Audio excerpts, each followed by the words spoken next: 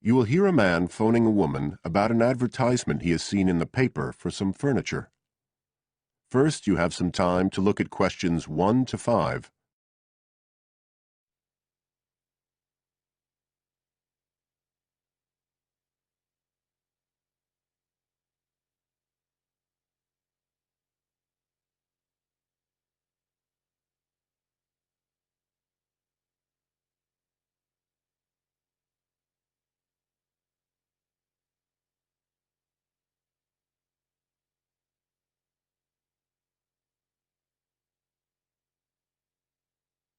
As you listen, because you will not hear the recording a second time. Listen carefully and answer questions 1 to 5.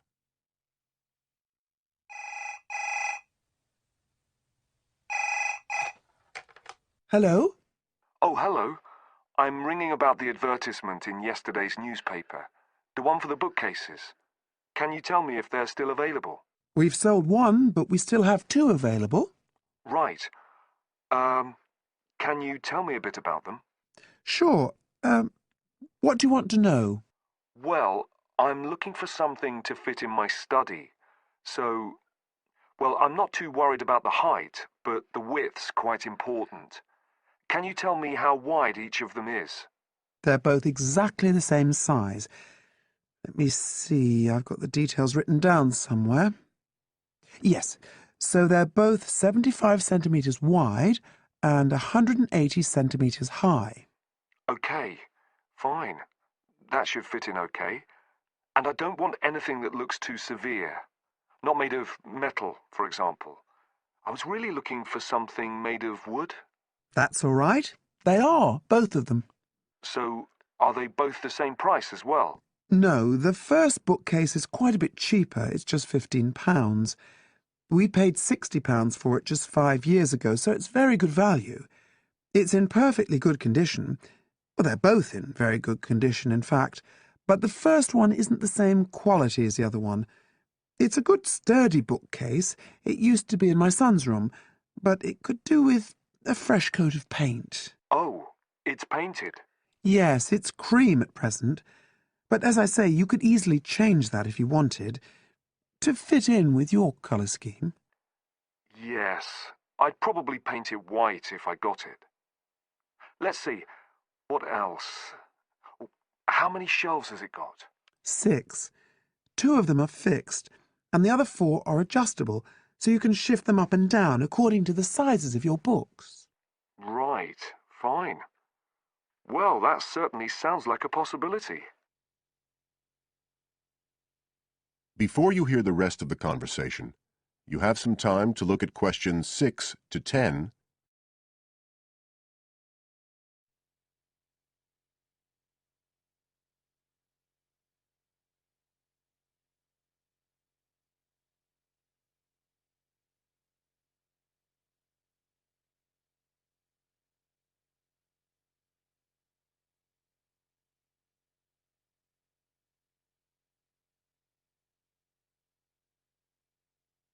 Now listen and answer questions 6 to 10. But the second one's a lovely bookcase too. That's not painted, it's just the natural wood colour, dark brown. It was my grandmother's, and I think she bought it sometime in the 1930s, so I'd say it must be getting on for 80 years old, so it's very good quality. They don't make them like that nowadays. And you said it's the same dimensions as the first one? Yes, and it's got the 6 shelves, but it also has a cupboard at the bottom that's really useful for keeping odds and ends in. Right. Oh, and I nearly forgot to say, the other thing about it is it's got glass doors, so the books are all kept out of the dust. So it's really good value for the money. I'm really sorry to be selling it, but we just don't have the room for it. Hmm. So what are you asking for that one? £95. It's quite a bit more, but it's a lovely piece of furniture. A real heirloom. Yes. All the same, it's a lot more than I wanted to pay. I didn't really want to go above 30 or 40. Anyway, the first one sounds fine for what I need. Just as you like. So, Is it all right if I come round and have a look this evening? Then, if it's okay, I can take it away with me. Of course. So you'll be coming by car, will you? I've got a friend with a van, so I'll get him to bring me round. If you can just give me the details of where you live. Sure. I'm Mrs. Blake. Blake. That's right. And the address is 41 Oak Rise. That's in Stanton. Okay, so I'll be coming from the town centre. Can you give me an idea of where you are? Yes. You know the road that goes out towards the university? Yes. Well, you take that road and you go on till you get to a roundabout. Go straight on, then Oak Rise is the first road to the right. Out towards the university, past the roundabout, first left. First right. And we're at the end of the road. Got it. So I'll be round at about 7, if that's all right. Oh, and my name's Connor. Connor Field. Fine. I'll see you then, Connor. Goodbye. Goodbye.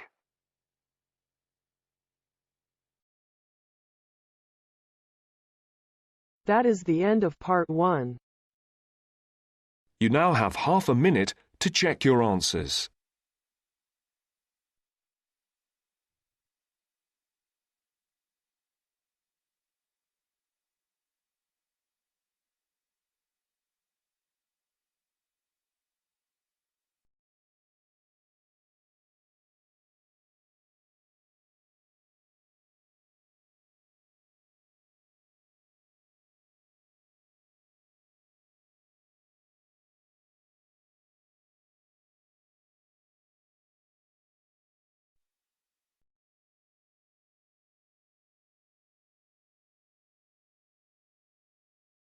Now turns to part 2. Part 2. First, you have some time to look at questions 11 to 16.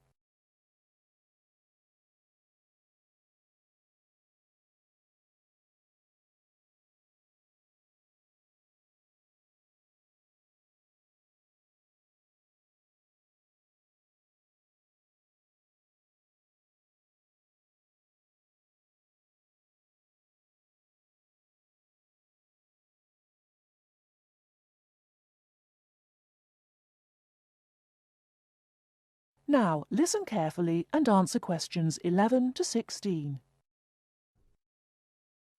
Hi, Joanna. What's the matter? You look a bit depressed. Hi, Kamal. I've just been reading this article in the newspaper about how difficult it is for sociology students to get a job after they graduate. They always want people with work experience. How do you get work experience if they won't give you a job?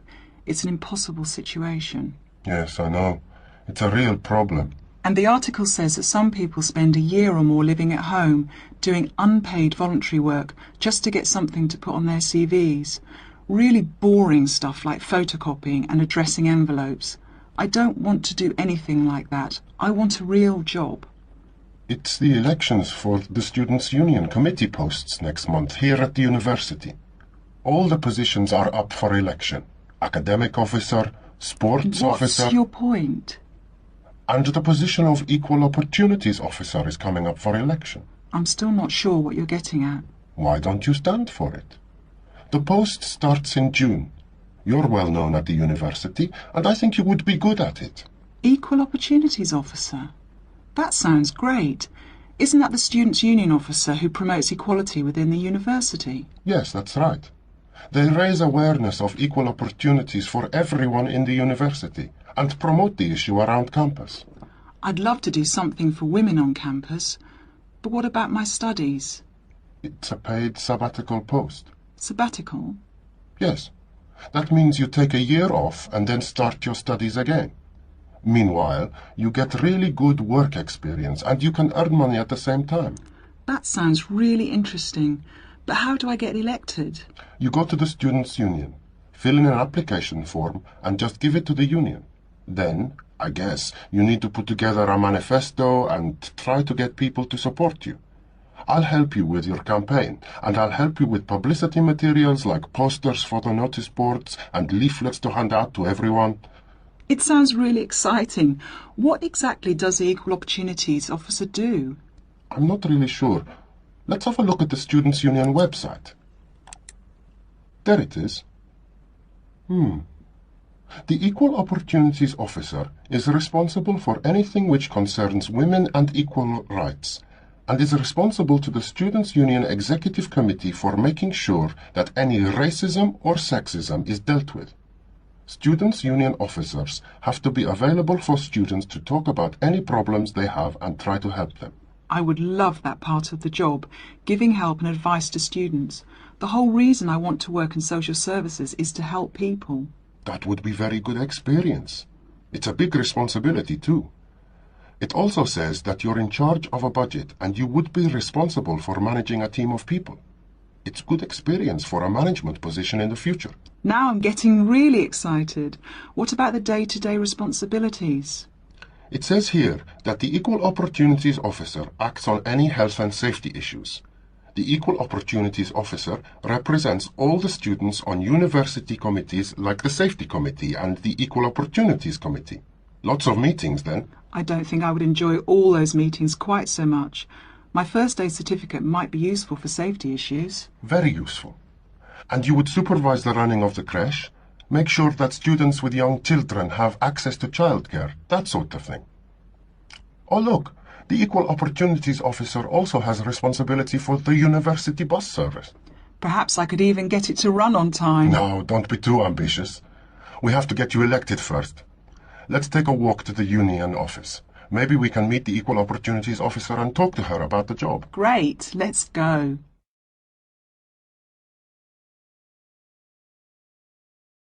Before you hear the rest of the talk, you have some time to look at questions 17 to 20.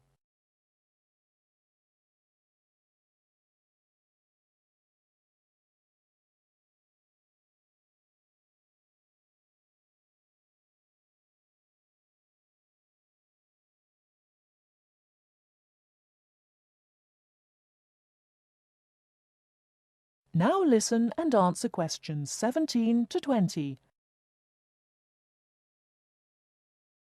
That's about all I want to say about the course and coursework. As you heard, it's very intensive and there's a lot of work to do. So, how to deal with all the work? It's really important to make sure you have good study skills. It makes the difference between failing, just passing, or doing well on any course. There are workshops given by student service counsellors on study skills. But I just want to put you in the picture with a quick overview of useful study skills. There are 5 points I want to make here. The main thing is to get organised. The first thing you need to do, as soon as you get your timetable and reading list, is to draw up a plan of study. Time management is what all students are bad at. Unfortunately, it's what they need to be very good at. Make up a timetable and put in all the things like lab work, lectures, seminars and tutorials that you will attend. Make a note of exactly what work you will do for each of your courses. Where do we get that from? Your lecturer will tell you exactly how you will be assessed at the end of the course. Make sure that you add in time for reading, preparing seminars and so on. Put deadlines into your study plan and put these deadlines into your computer to remind you when they are. With deadlines you need to be realistic and know yourself. Are you the kind of person who leaves things to the last minute? If you are, make sure you remind yourself about deadlines well in advance. Don't leave things to the last minute. That sounds like me. Aim to have a balanced life of academic work, a paid job if you need one, and social activities. As a rough guide, you should be doing 40 hours of academic work per week, and 5 to 15 hours for a part-time job, no more. The second point is don't be late or miss lectures. Remember, the person giving the lecture is probably the same person who sets your exams. In lectures, you hear information from the person who will be testing you on it. You will take much longer to gather it from other sources. Classes offer an opportunity to ask questions about difficult material, and you won't miss extra information. Thirdly, make sure that you regularly reread your notes from lectures, books and handouts. This will help you remember what you have done. Finally, 2 more important points. We expect you to work long hours on your own. The information we give you in tutorials and lectures is just a starting point, often comprising the main points of themes of the subject. After this, it's up to you to go into detail about the topic and be familiar enough on certain points to give a seminar on it if asked. The next and last point is this. You need to think about what you read and any information you get on a topic. We are looking for students who can evaluate material critically, students who can think critically. Students who simply read and remember information do not make as good progress as students who think about the subject and form their own opinions on it, based on looking at the subject from all points of view. So we are not just learning facts and figures. Facts and figures are an important part of learning, but not the most important thing. It's what you do with them that is critical.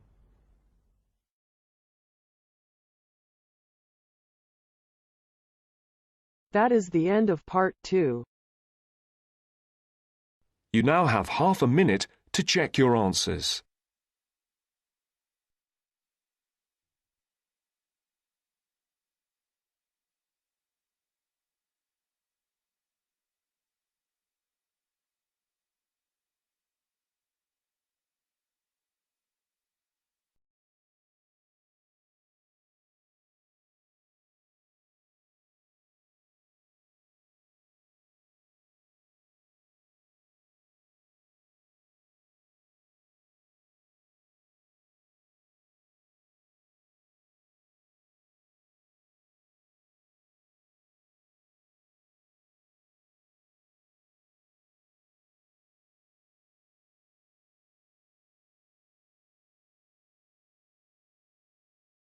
Now turns to part 3.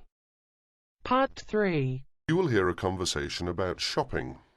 Masahiro is an international student who has just arrived from Japan, and Anna and Will are doing some shopping with him. You have some time to read questions 21 to 26 first.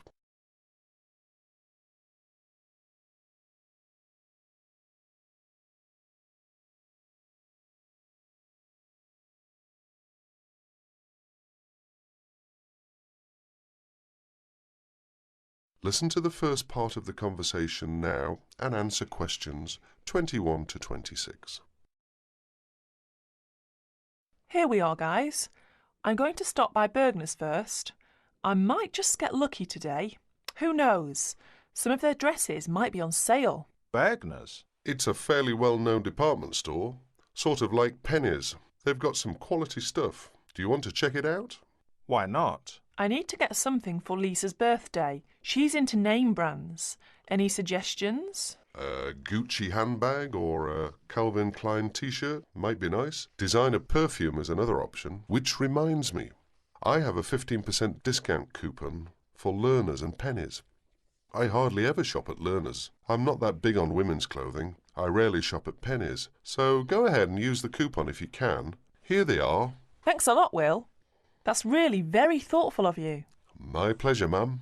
Oh no, I was supposed to give Liz a buzz an hour ago. Hope I have a quarter. Need a nickel? Actually, I don't have anything but pennies in change. Does any of you have $1 in change? Sorry, I don't, but I do have 35 cents on me. Will that be okay for the phone call? Great. I really appreciate it. I'll make it quick. Do you guys want to go ahead? We'll wait. Just don't forget us. I won't. Why don't we just meet here in 30 minutes? Sounds good. I guess I'll just look around. Can I help you, sir? No thanks, I'm just looking. Well, just out of curiosity, how much is that necklace? $29.99. Really? My sister's birthday is tomorrow. She loves jewellery. I just wasn't sure I could afford it. You'll find that a lot of our stuff is amazingly affordable. Well, that's certainly nice to know. I'll take it. It's a good choice. I'm sure she'll love it. Let's hope so. Cash or charge, sir? Charge, please. Do you accept Discoverer? Yes, we do. Great. That comes to $31.99 with tax. Please sign next to X. Do you need some help, sir? Well, I'm looking for... let's see. I've forgotten the name again. It's used to make fresh coffee. A coffee maker? That's right. Well, we have a few in kitchenware, which is upstairs. Thank you. You're welcome. Oh, there you are, Masahiro. What did you get? Just a simple coffee maker. Good choice. And you, Will? Find anything interesting? A necklace for Stephanie's birthday. Lucky her. Did you get anything? Just a couple of silly earrings that I liked. I did a lot of window shopping. That can't hurt. True. Well, do you guys need anything else from this place? One last thing. Oh no, I've forgotten what you call it. Just describe it and we'll probably figure out what it's called. It's a crystal container for flowers with long stems. I need to get one for my mum. Oh, a vase. That's it. They should have a bunch in giftware. Let's go to get one. I'm going to have to stop by Jewel on my way home. Is that okay with you guys? I'm almost completely out of groceries. No problems. I could pick up a couple of things too. Look at questions 27 to 30.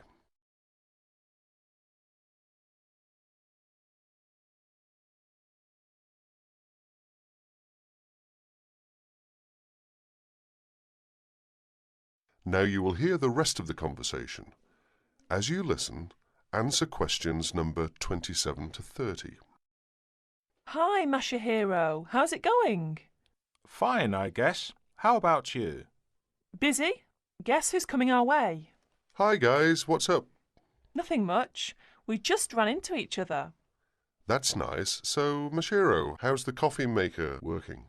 Actually, it doesn't work well. It was a waste of money. I guess I should have shopped around for a good one. Why don't you take it back? I'd like to, but I've misplaced the receipt. Well, if it's any consolation, my shopping wasn't all that great either. I wish I'd never bought Stephanie a necklace. Just last night she was telling me how she wished she had Liz Taylor's new perfume. She did not like my gift at all. That makes 3 displeased shoppers. Guess what? The camera I bought and shipped to Mike just this morning is now on sale. It's a pity that I bought it then. Then again, I guess I shouldn't complain. It was a good buy, even though I didn't get the best deal on it. Anyway, Masahiro, I suggest you look for that receipt and just go to the complaints department and say, I'd like to exchange this, please. It's as simple as that. And Will, it's not too late for you to ask for a refund. That is the end of part 3. You now have half a minute to check your answers.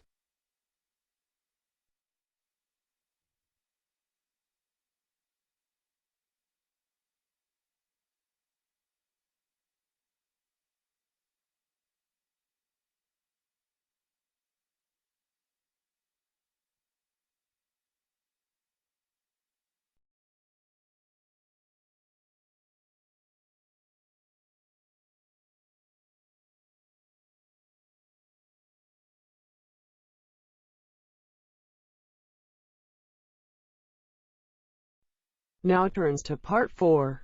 Part 4. Listen to the following talk between 2 friends and answer the questions with no more than 3 words. First, you have some time to look at questions 31 to 40.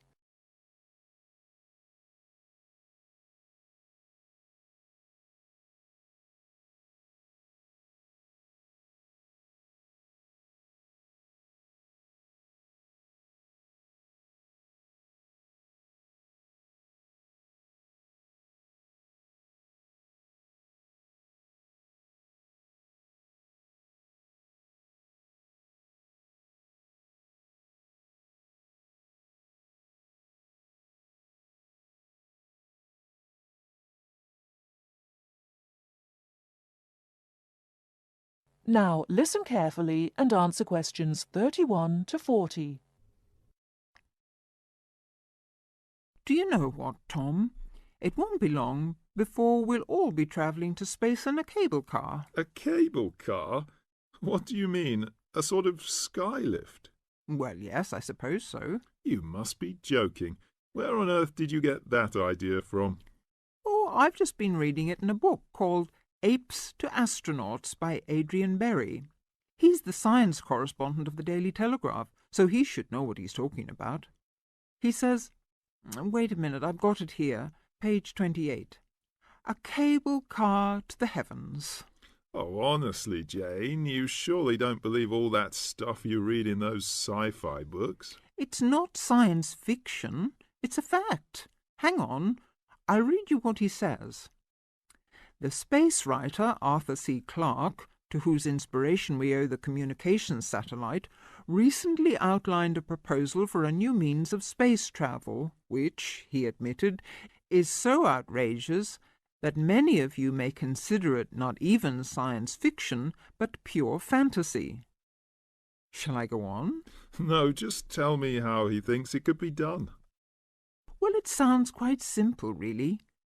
One end of a cable, 23,000 miles long. How long? 23,000 miles. Do listen. One end of a cable, 23,000 miles long, would be attached to a point on the Earth's equator, and the other to a satellite in geostationary orbit. So? The cable would be absolutely tight between the 2 points, and the elevator would travel up and down, carrying people and freight. According to Arthur Clarke, it's the only way to travel in space without using rocket engines, which would make it much more economical. I wonder if it would be more comfortable. It sounds pretty uncomfortable to me, and heaven knows what speed it'd be travelling at. What would happen if the cable broke? Oh, he explains all that. Apparently, the most likely place for it to break would be at or near the ground, and if that happened, it wouldn't fall down, it would fall upwards. Upwards? Yes, I suppose it would. Yes, sounds funny, doesn't it? Something falling upwards. Anyway, it wouldn't matter too much either if the cable broke away from the high end. It'd remain rigid until it could be reattached to the satellite. I don't quite see why. Well, it would be the pull of gravity from above. Anyway, who'd want to be stuck in an elevator attached to a rigid cable thousands of miles up in space? I suppose he doesn't say what would happen if it broke in the middle. Actually, he does. He says it would be dangerous if the break occurred at any altitude up to 15,000 miles, because the bit attached to the Earth would... what does he say? Oh, yes. Collapse and wrap itself around the equator like a whiplash. Whiplash? You know, the long bit of cord or leather on a whip. Anyway, even that would only be really catastrophic if the cable was made of steel or some other metal. Metals are much too heavy. The cable would have to be made of some material capable of suspension without snapping. But I thought you said the cable would be 23,000 miles long. I did, but the 3,000-mile breaking length is because of gravity. Well, all I can say is you'll never catch me going to space in a cable car. I'd rather keep my feet on the ground, thank you very much. That is the end of part 4. You now have half a minute to check your answers.